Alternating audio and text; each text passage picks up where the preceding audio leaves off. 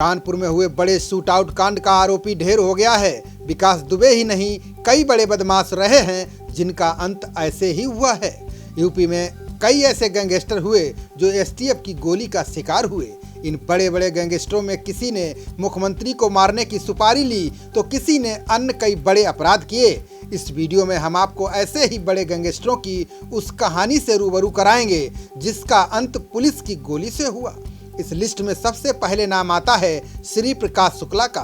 श्री प्रकाश शुक्ला ऐसा गैंगस्टर था जिसके लिए ही एसटीएफ का गठन किया गया।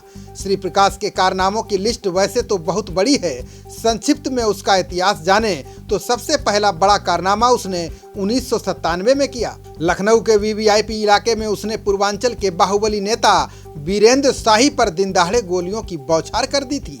इस घटना में उसने आधुनिक हथियार AK-47 का प्रयोग किया था। इसके बाद 13 जून 1998 को बिहार के मंत्री बृजबिहारी प्रसाद को उनके सुरक्षा कर्मियों के सामने ही गोलियों से छलनी कर दिया गया था। श्री प्रकाश शुक्ला को 90 के दशक का सबसे बड़ा शार्प शूटर और सुपारी किलर के नाम से जाना जाता था। बताया जाता है कि उसने उत्तर प्रदेश के तत्कालीन मुख्यमंत्री को उड़ाने की सुपारी ले ली थी। ये सौदा उसने 5 करोड़ में तय किया था। मुख्यमंत्री की सुपारी लेने के बाद एसटीएफ का गठन किया गया, जिसके बाद श्री प्रकाश शुक्ला को 23 सितंबर 1998 को एसटीएफ ने मुठभेड़ में मार गिराया था। इस लिस्ट में दूसरा सबसे बड़ा नाम आता है शिव कुमार पटेल उर्फ ददुआ का। 70 के दशक में चंबल के बीहड़ों में ददुआ का सिक्का चलने लगा। उसे बुंदेलखंड का वीरप्पन भी कहा जाता था। उत्तर प्रदेश और मध्य प्रदेश की पुलिस को उसकी लगातार तलाश थी। ददुआ के खिलाफ करीब 400 से ज्यादा मामले दर्ज थे। यूपी पुलिस ने उस पर 10 लाख रुपए का इनाम रखा था। बताया जाता है कि ददुआ ने जराइम की दुनिया में कदम तब रखा जब उसके पिता की जान ले ली गई थी। इसी का बदला लेने के लिए ददुआ ने हथियार उठाया था। इसके बाद 1982 में उसने डाकुओं का गैंग बनाया और 1986 में 9 लोगों को गोलियों से भून डाला। 21 जुलाई 2007 को आईपीएस अमिताभ यस के नेतृत्व में एसटीएफ की टीम ने ददुआ गैंग को घेर लिया। इस मुठभेड़ में ददुआ और उसके कई साथियों को ढेर कर दिया गया। इस लिस्ट में तीसरा नाम ठोकिया का आया।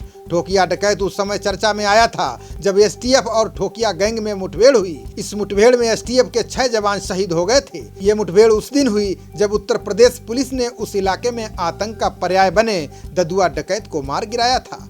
एक तरफ एसटीएफ को कामयाबी मिली, दूसरी तरफ मात ठोकिया गैंग ने इसे ददुआ का बदला बताया। इस कांड से राज्य सरकार की काफी किरकिरी हुई। उसके बाद ठोकिया पर 5 लाख का इनाम घोषित कर दिया गया। तभी से एसटीएफ उसे मारने की ताक में लगी थी। एसटीएफ को उसे ढेर करने में कामयाबी 5 अगस्त 2008 को मिली। ऐसा ही एक बदमाश था निर्भय गुर्जर। चंबल के बीहड़ों में ये खतरनाक बदमाश जराइम की दुनिया में अपने पैर जमा चुका था। निर्भय गुर्जर पर 200 से अधिक मामले पुलिस थानों में दर्ज थे। कहा जाता है कि निर्भय गुर्जर के अपराधी बनने की शुरुआत एक चोरी के केस से हुई थी जिसमें पुलिस ने उसकी जमकर पिटाई कर दी थी। इसके बाद वो डाकुओं के गैंग में शामिल हो गया। वहां उसका मतभेद हुआ तो अपना खुद का गैंग बना लिया और यूपी और मध्य प्रदेश के कई इलाकों में दहशत फैलाने लगा। निर्भय इतना खतरनाक था कि चोरी डकैती के साथ ही वो लोगों के हाथ पैर भी काट देता था। 8 नवंबर 2005 को ये एसटीएफ के साथ हुई मुठभेड़ में मारा गया था। यूपी और मध्य प्रदेश सरकार ने इस बदमाश पर 2.5 लाख रुपए का इनाम घोषित कर रखा था। आज 10 जुलाई 2020 की तारीख फिर इसी इतिहास का गवाह बनी। 2 जुलाई को कानपुर के बिकरू गांव में गैंगस्टर विकास दुबे को पुलिस पकड़ने गई। इस कांड में पुलिस और गैंगस्टर विकास के गुर्गों में मुठभेड़ हो गई। इस मुठभेड़ में 8 पुलिसकर्मी शहीद हो गए। विकास दुबे पर 60 से ज्यादा मामले दर्ज थे। चौबेपुर में हुई इस घटना के बाद वो फरार था। 9 जुलाई को विकास दुबे को उज्जैन के महाकाल मंदिर से गिरफ्तार किया गया। 10 जुलाई को उज्जैन से विकास कानपुर लाया जा रहा था। कानपुर नगर भौंती के पास खराब मौसम के चलते पुलिस की गाड़ी दुर्घटनाग्रस्त होकर पलट गई। इस घटना में विकास दुबे और कई पुलिसकर्मी घायल हो गए। पुलिस के अनुसार विकास दुबे सुरक्षा कर्मियों की पिस्टल छीनने लगा। इसी बीच बैलेंस बिगड़ने के बाद गाड़ी पलट गई। गाड़ी पलटते ही विकास दुबे भागने लगा। गैंगस्टर विकास दुबे ने पुलिस पर फायरिंग कर दी। सुरक्षा कर्मियों ने अपने बचाव में गोलियां चलाईं, जिसके बाद विकास दुबे गंभीर रूप से घायल हो गया। सुरक्षा कर्मी उसे लेकर कानपुर के लाला लाजपत राय अस्पताल पहुंचे।